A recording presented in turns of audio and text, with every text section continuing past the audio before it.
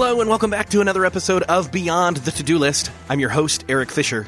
This is the show where I talk to the people behind the productivity. This week I'm sharing with you a conversation I got to have with Julie Morgenstern. She's an expert when it comes to organization and time management. She's had 5 best-selling books, has appeared on Oprah and The Today Show, and has made a real impact in this productivity space. She has a brand new book and a podcast to go along with it called Time to Parent, Organizing Your Life to Bring Out the Best in Your Child and You. And in this conversation, we talk about strategies where you can be present with your kids and focused and playing with them and not have your mind on other things. How it doesn't take a lot of time to make sure that that happens and that you're connecting with your kids. And that it's okay that you can give yourself permission to take personal time and renew and recharge yourself so that you are then there for yourself as well as your relationships in your world.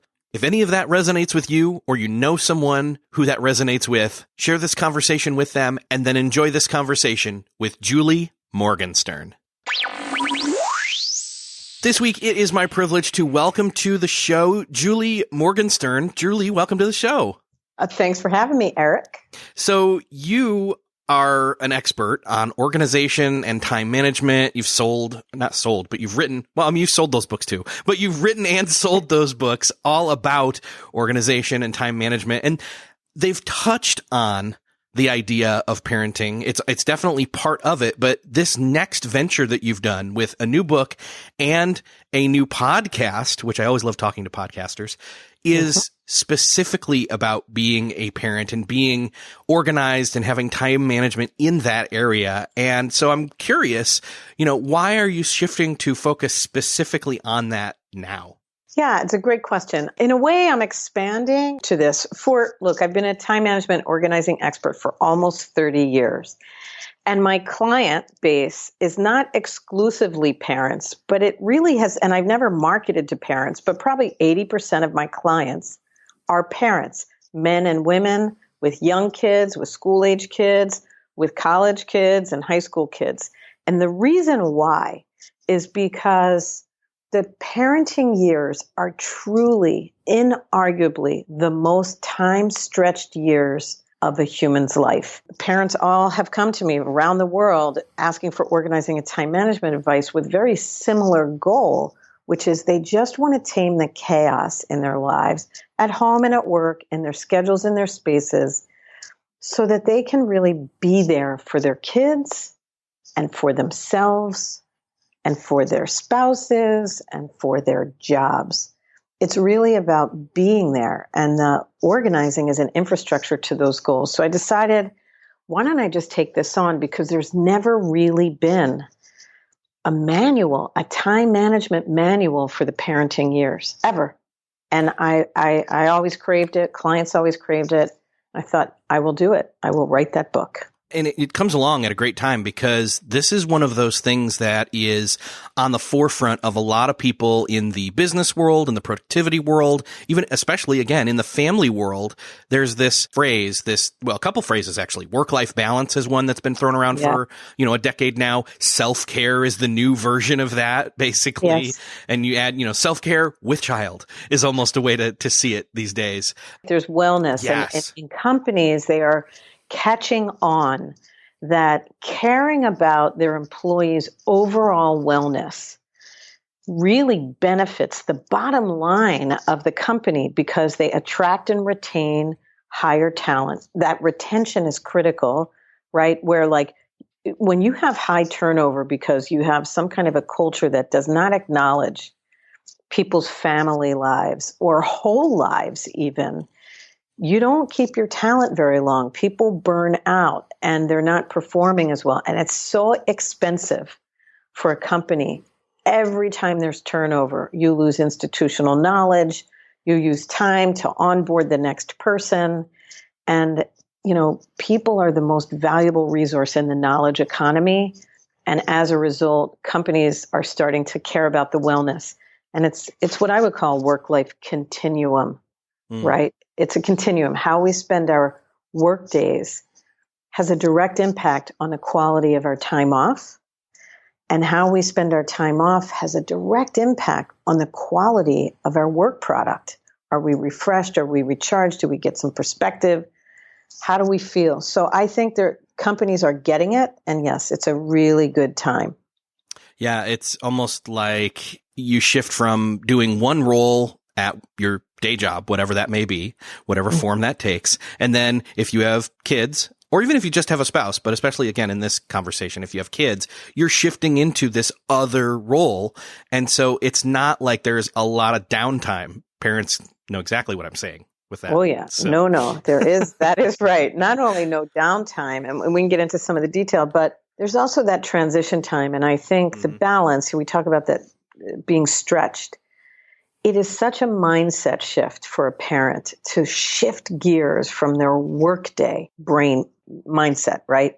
Work, to-do lists, getting things done, the sort of never-ending demands and problems, and then cross the threshold and show up and be present for their families and for themselves. And one of the things that the book does, and my work as a time management coach, I focused on for years, is teaching parents how to make mindful transitions between their various components of their life. So before you walk through that door at the end of your workday, pause, take 5 minutes before you cross that threshold and set your intention for your evening with your family, right? So that you're not just mindlessly carrying over all your unfinished business from your workday through the threshold and dumping that all over the house and your family. You make that mindful transition. And the same is true in reverse in the morning, right? When you go in after whatever, you leave your kids or you drop them off at school or you leave for work, before you're going to have your mind full of family issues, concerns, unfinished to-dos, also from your family life. 5 minutes before you walk through that door to your company, to your office, to your job, set your intention of what you want to achieve on the other side of that door with your colleagues, with your employees, with your boss, with your work, with your clients. And just taking literally 5 minutes to make a mindful transition before you cross the threshold into the next department has a remarkably clean and clear impact on being present and actually being able to put up edges, right? Because that's kind of what we need. Yeah. Yeah. And then you've got the people who, like me, are working in their home. And so their commute, that 5 minute mark needs to almost be something where they maybe even step outside and take a walk around the block and then walk in the front door as if they've been gone all day or something like that, right? You bet. That is a phenomenal technique to use, right? When you work from home, it's the world's shortest commute, right? That's the big benefit. But you do have to be able to put up edges. When you work from home, just because you're home, you should not run over and do the dishes in the middle of your day and do the laundry. I worked from home for many, many, many years. I think you want to get dressed for work every day. You want to make sure you work in a particular spot and not everywhere in your home. So you associate that corner, that area with work and the rest of your home with relaxation, right? Just because we can work everywhere because of technology doesn't mean we should. And make that transition. Go walk around the block, shed your workday, come in, honeys, I'm home. And there you go. Great idea. Yeah. So in this family life, work life, or let's put it this way, like you said, work life continuum. Yeah. So being a day job person and then also moving into that transition and being home. And again, if you're working from home and maybe some of those people are home while you're home, there's all these different versions, all these different dynamics. I know many different of those are listeners of this show, but ultimately what we want to get down to is something that I've heard you say, which is that this is about raising humans and being human. And I'd love to get you to expand on that a little bit. Sure. So when I decided I was going to write this book, and I thought I need to write this job description, the instruction manual for time during these years, one thing that occurred to me that actually didn't even hit me until I had an empty nest, right? I was a single parent from the time my daughter was 3, and I was in it every day, right? And I was an entrepreneur, and I worked from home and served clients. But as I was writing the book and trying to come up with how do you describe what we need to divide our time between while we're raising our kids, one thing that it hit me that I never really realized and no one talks about is that the child rearing years happen to be the prime of our own adult development years. Think about that, right? It's you are establishing and building a career while you're raising your kids, right? That's what you're doing. It's kind of the peak of your earning capacity years. If you are married, you are building a relationship with a significant other or a circle of friends or a group of like an adult community. And you're also discovering who you are as a human while you're raising your kids, because Lord knows you have no idea when you are 17 exactly who you are. Yes. Right? So when that hit me, I was like, so we feel the pulls, but intuitively, and we're always feel like pulled in two directions. But like when you acknowledge that, oh, okay. So how do you describe the time balance? First, you have to break the job into 2 parts: raising a human and being a human, right? And then each of those have 4 components, 4 core things you have to divide your time between. On the raising a human, there's 4 activities, 4 core responsibilities that if you divide your time among those, you're going to raise a happy, healthy, self-confident child. And on the being a human, there's actually 4 different things you have to juggle your time between and tend to make sure that you are nurturing and fueling yourself as a happy, healthy, confident adult, which makes you better at raising that kid or those kids, right? So we can talk about them, but the big principle here is we all have to remember when we're raising our kids, there's some belief, societal, in our veins for centuries, you're supposed to sacrifice yourself for your kids. It's true. You certainly, sacrifice yourself for your kids in many, many ways. But if you let your self-care, your own well-being get neglected and go to seed, that is going to steal, and your life collapses, your marriage collapses, your health collapses, your sense of fun and happiness and connection collapses. You are in no position to nurture and bring out the best in your children. Your time, your brain, your energy are like sapped dry if your own well-being is collapsing. So you need to learn how to balance them both. And there are techniques to do it because it's a big job. You got to do it really efficiently. But the first thing is to recognize it is in service of your child as well as just nature to be cultivating yourself while you are nurturing your kids. And everybody wins. I've heard it referred to almost as the metaphor of, what they tell you when you're first getting on a plane and they're giving you all the, setup and takeoff type stuff. And they say, in the event of an emergency, fasten your oxygen mask before going to someone else and doing theirs. And that's right. kind of what being a parent is like, look, you got to put your own oxygen mask on first. Yes. Then you can take care of the kids. And it goes against our nature. You're like, right. Oh my God, are you kidding me? What if my kid dies while I'm putting on my mask? That's the fear, right? It's really primitive. But the truth is, you start putting it on your kid and your oxygen is going low and then you're not thinking clearly. And what if something happens to you? You need to really fuel yourself. Yeah, it's a great metaphor. Really agree. You got to be efficient with your self mask.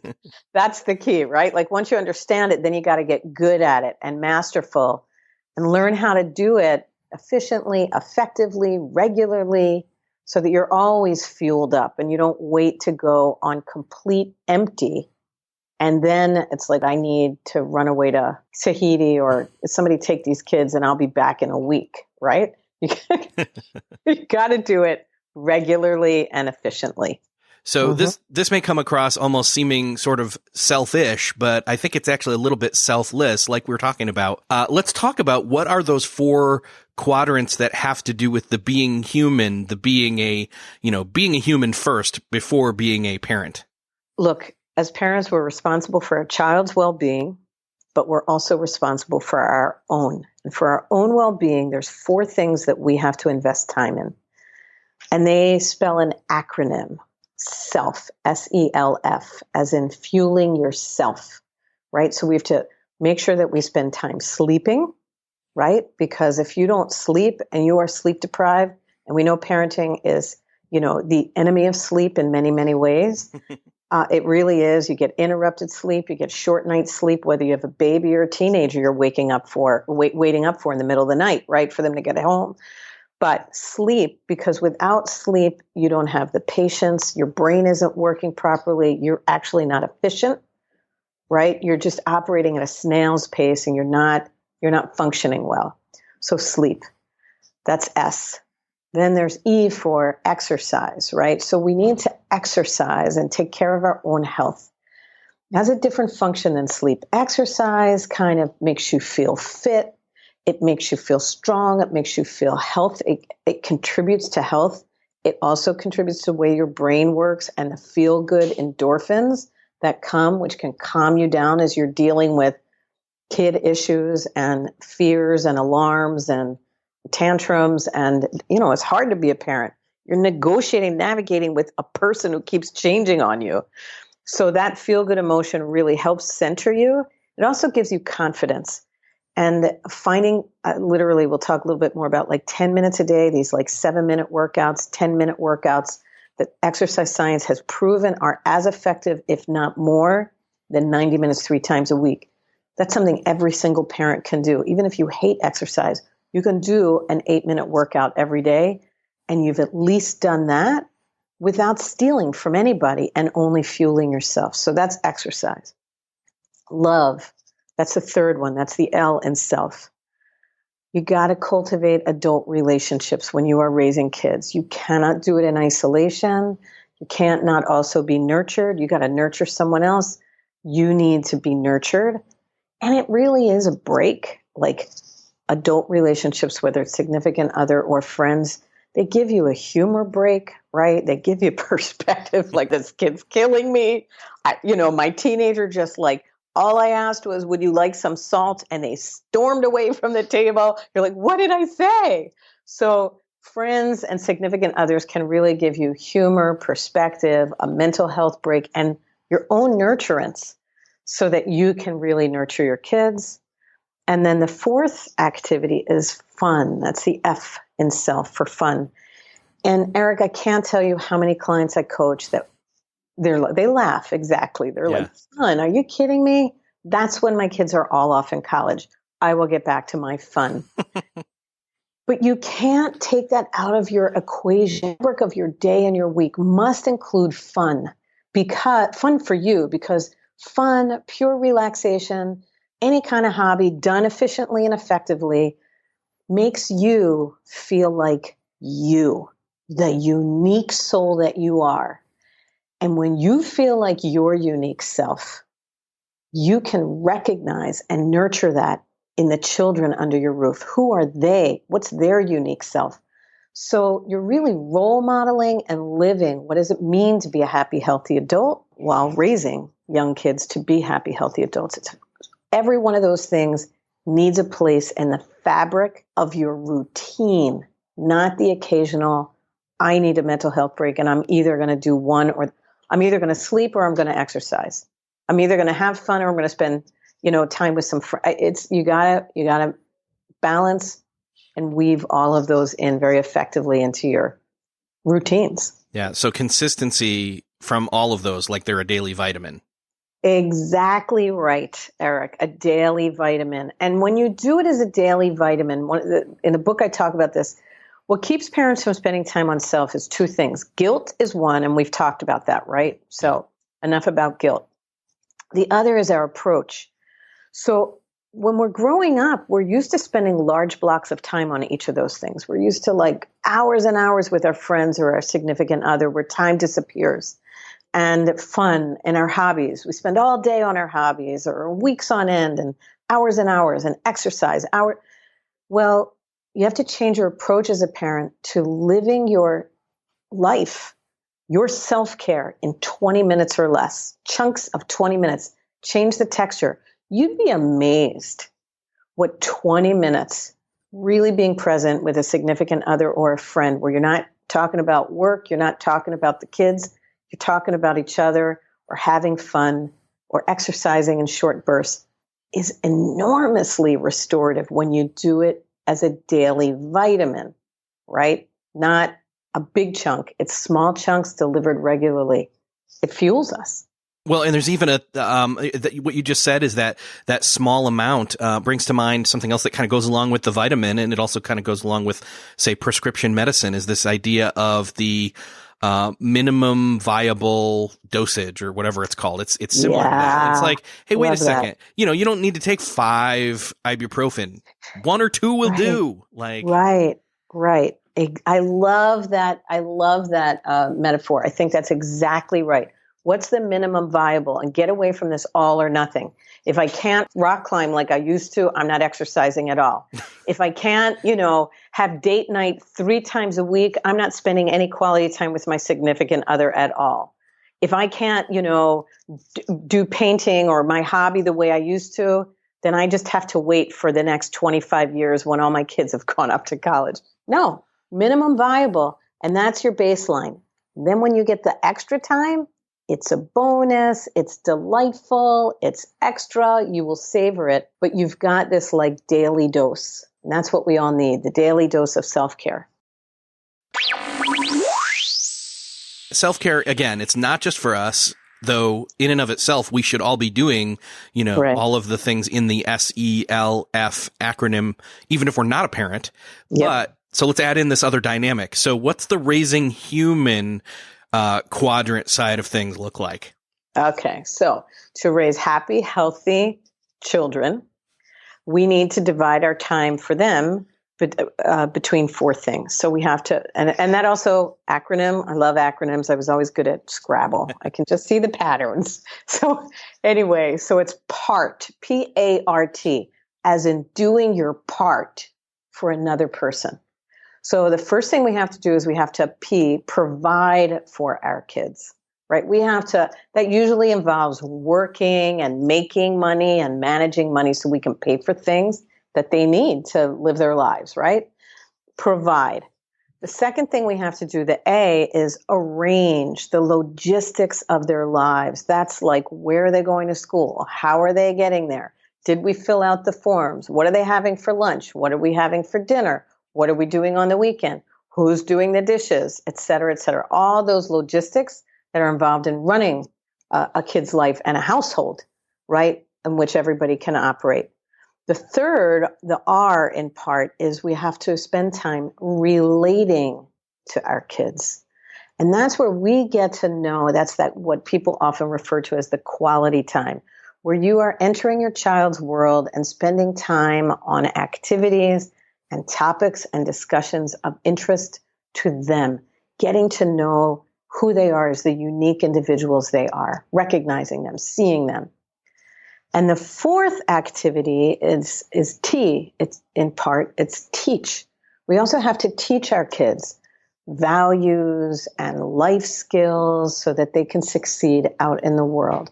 PART, provide, arrange, relate, teach. They're 4 very different activities. They feel different to deliver, and they feel different to your kids to receive, right? The difference between relate and teach, for example, is parents don't always realize it. And we think every minute we should be teaching and guiding our kids, and that's what love looks like. And it does, and it can be. But when you're teaching your kids, you're pulling them into the adult world, in essence, and they are the student of you. When you are relating, you are entering your child's world, and you are the student of that child. Huge difference to your kid. Huge. And you need to do both. Don't get stuck in just teach, because your kids will not feel seen and understood. And by the way, they also won't listen to you as well. So then the cool thing in my mind, I'm seeing like these I'm seeing 8 like different puzzle pieces, 4 that fit together on one side and then 4 that fit together on the other. But the cool thing is I think they're somewhat interchangeable. So I have a really quick story, and I think you'll see where I'm going with this. Yesterday, so I'm working from home. Mm-hmm. My 7-year-old son gets home from first grade, and my wife needs to go do grocery shopping really quick and then pick up my daughter. So he is occupying himself. He's doing well with that. And then he keeps coming back into my office and asking me things. And then he says, "Hey, can you come help me build a fort in my room?" And I'm like, I say, "You know what? Let me take a break." And so I flip, again, I try to flip out of it as much as I can, work mode, go into his room and I'm helping him and I'm asking him questions, and I'm not doing it all for him, but I'm also having him be kind of the guide or the leader or whatever. And so there were some teachable moments there where it was like, "Hey, think about what you want to do here and how you want to set it up. And hey, I have a suggestion. What if you did this?" And he's like, "Oh yeah, that's good." And so it kind of kept bouncing in between, teaching moment, relating and making time and all of that. So, and actually it was extremely fun for me, which again, some people would say, "Oh man, I'm on a deadline. Like I got to go do that." And if you're really on a deadline, like this would be hard to do, but like me taking 15, 20 minutes and stepping out of my worker role and getting down on his level and, working with him and climbing into the fort even, It was a potent moment. And so I said, I got to remember this for tomorrow when I talk with you. So. Yeah. Well, first, amazing story. So vivid, so applicable. It's a wonderful example on so many levels. I think you're spot on about that. Like you entered his world and then you sort of gently kind of bounce back and forth between relating and teaching, right? Because you can't completely separate them. Right. But it worked and he listened because you entered his world first. You didn't come in and say, "Oh, you want me to teach you how to do a fort? Let me show you, kid." Right. Like you guided him, right? And there's the finesse there really matters. The other thing that you talked about, which I was like, you couldn't have said it more perfectly. You said it was like 15 or 20 minutes is really what you took a break and did. It wasn't 2 hours. It wasn't 3 hours. And that 15 to 20 minutes is a remarkable piece of information. When I did the research, and I researched this book, aside from my own client work and all these decades of experience and my own experience as a parent, I thought, I can't tell parents how to divide their time unless I can know what the human development scientists and experts say. How much time do children need to feel loved and secure? Isn't that the question that we all want to know, right? And if we understand how much time, then we know how to balance it all. So I dug deep into the research, literally 70 years of human development research and science, the leading experts in the country and the world. And it was very hard to find a straight answer, by the way. People are all, well, it depends on the kid, depends on the situation. Like that doesn't help parents. Give me the edges. And I finally got the answer. And you actually hit on it. Here's what humans need. Kids need, thrive on, feel loved and secure when they receive short bursts of undivided, truly undivided attention delivered consistently. And when I say short bursts, it's 5 to 15 or 20 minutes tops. That is what they need, delivered regularly. Not big blocks of time delivered erratically or occasionally, but the short bursts, because kids have short attention spans. And most experts say calculate about a minute for each age of life, right? But 15, 20 minutes. So you stopped and you were able to take that break and give your kid that. And he was, I'm sure, it was like a tall glass of water. That's all he needed. And then he was ready to go do his own thing again. And then you could be together but apart in the house, right? Yeah. Well, and again, you did it. Yep. This is surprising because we're almost again talking about this minimum effective dose. Yes. He didn't need an hour. He needed like 15 minutes. But you were not half on your phone or your mind sort of like, I'll be here, but I'm keeping my to-do list for my work in my head so that I don't forget what I have to do. And that's why like having a really good to-do system so that you don't have to keep it in your head. You can write it down, put the whole thing on pause, go into your child's world, then come back. Those are the techniques. But that minimum viable, yes, 15 to 20 minutes can transform your child's life and can transform your own sense of self delivered consistently and just change the texture. You master that as a parent. You can do this for the full run. You really can do it. It's the long game, but you can solve it in a day. Take 20 minutes. Parent who's listening, who's like, oh my God, I am like, my kids are 8 and 9. I never did that. I've let myself go to seed. I haven't exercised. I take no time for myself except after everybody's asleep. And then I'm sleep deprived because my only self time is at night when everyone's asleep. Then I only get 5 hours sleep and I'm running on empty. Find 20 minutes in your day to do something for yourself. Take a 20-minute walk every day, 10-minute meditation. Find something for yourself, build it in every day, and then connect with your kids for those 5 to 15, 20 minutes.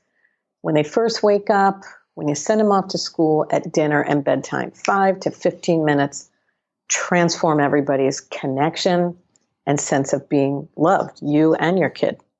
Yeah, and those are small things. I mean, it may seem big. Somebody listening is like, I still don't know that I can fit that in. And I'm just like, you know what? If you're like me, you and your spouse, or even if you're a single parent, like in the evening, I know the last thing you want to do is like say, hey kids, get off the TV. We're going to play a board game for like half an hour. Mm-hmm. And I know that's the last thing maybe they want to hear also, the kids, but at the same time, they secretly do. They want to spend time with you. They do want to spend time with you. And you know, Eric, the key is to rebuild in those points of connection at each reconnection point in your kid's day. So when they first wake up, take the first 5 or 7 minutes to not go, hurry up, get dressed, we're late, where's your red shoe, what happened to the permission slip, what's for breakfast? Take the first 5 or 6 minutes, 7 minutes, and just be connected. Hey, how did you sleep? What'd you dream about? How you feeling about? What are you going to do today? Do you remember what's on your plate? How are you feeling about it? A few minutes there, a few minutes when they get home from school or you get home from work, and at dinner, right? And if you do that in the first point of reconnection, then everybody has breathing space to do the together but apart time because you feel like your cup got full.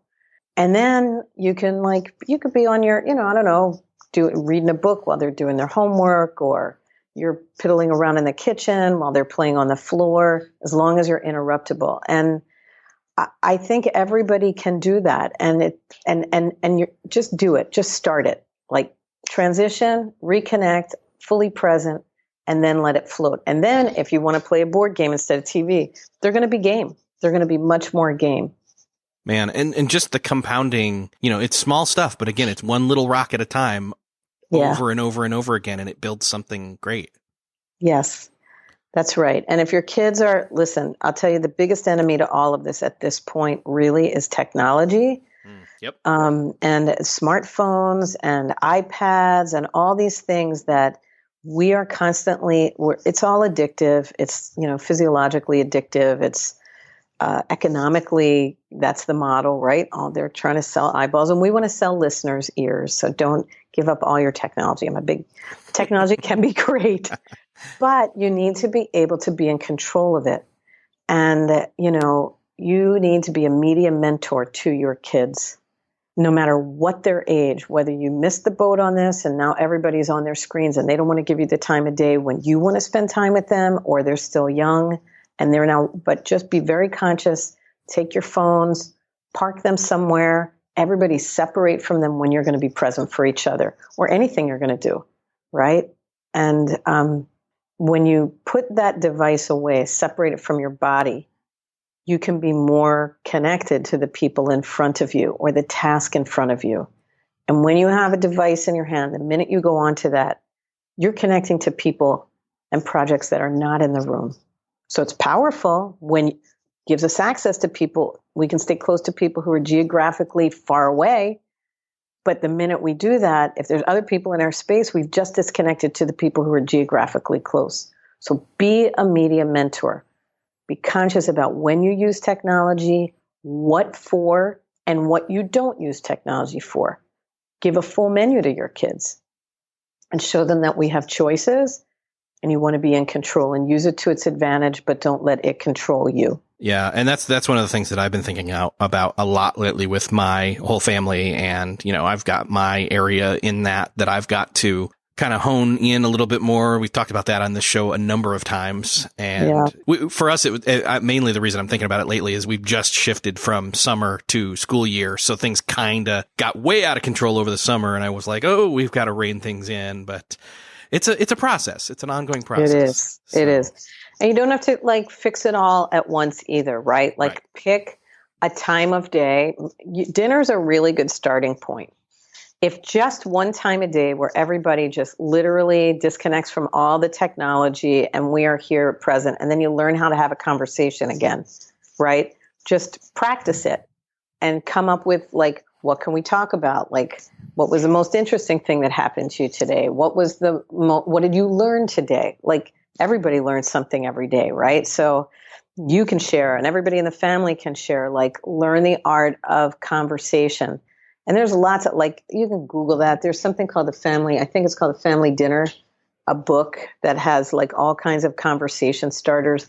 In my book, I have some, I pulled and culled from various sources, some good starter ideas to start conversations with kids at every age and stage. So start with dinner.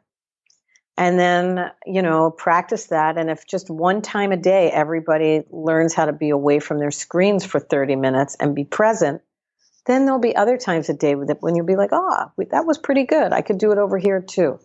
And I could do it over there too.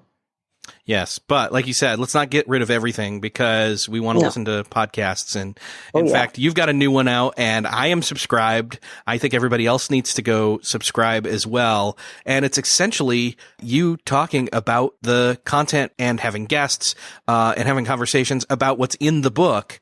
Yes. And bringing the stories to life. So in the book is this combination of it's the framework, but it's also a combination of stories, anecdotes of real clients that I've worked with and help them provide their time for work or contain the amount of time arranging takes, which tend to monopolize all adults' time. It's expensive, everything else, and how to make time and create time for relating and teaching and self-care.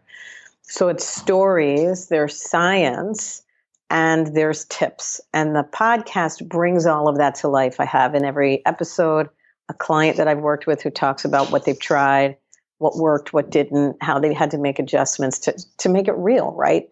It's this is real people, real life, real challenges, real solutions. I try to bring a scientist of some sort on, psychologist, sociologist, a pediatrician, somebody who can give us the science, and then some tips. And it's really fun. I'm in love with podcasting. I'm in love with listening. I love listening to yours and delivering it. And where they can find it is on Apple Podcasts or Stitcher or wherever people download. Yeah. So what they want to look for is, if they are literally listening to this on their phone right now, if they type in time to parent, they'll find it. And I'll put it in the show notes for this episode. So it's also easy to find. That's awesome. Thank you so much. And I'll make sure to link up the book there as well. So then people can, get the 1-2 punch. Yeah, get the 1-2 punch and they can read the book and hear the podcast. And the book was really written to be with you for the whole journey from cradle to college for every kid and every stage. So it's like a reference manual to keep you on track and help you guide you with better time choices and more confident time choices and really make it accessible.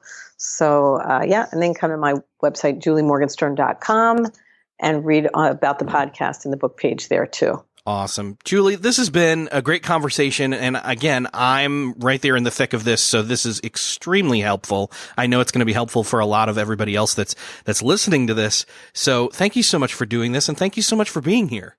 Well, thank you. And thank you for the time that you gave me and your listeners. And I really appreciate all your stories too. It was a great conversation, Eric. Thank you. So I want to get into the practice of giving you my biggest takeaway from each of these episodes as I close out the episode. So my biggest takeaway personally is this 5 to 15 minutes of undivided attention time, this connection time with your kids. And I think that even goes for spouses and other relationships too. And to be strategic with it when it's the reconnecting times, that first time you see them in the morning, that first time when they just get back home from school or work, that time even in the evening, those, 2 to 3 key reconnection times, and having that 5 to 15 minutes. I think that's a huge thing. And I think then the other takeaway that kind of fits with that is the reconnecting and maybe even taking 5 to 15 minutes of time to reconnect with myself first thing in the morning, as well as with myself as I transition from the workday into the evening, the quote unquote workday, and then even in the evening as I go to bed. And I think those kinds of, if you've been listening to this show long enough,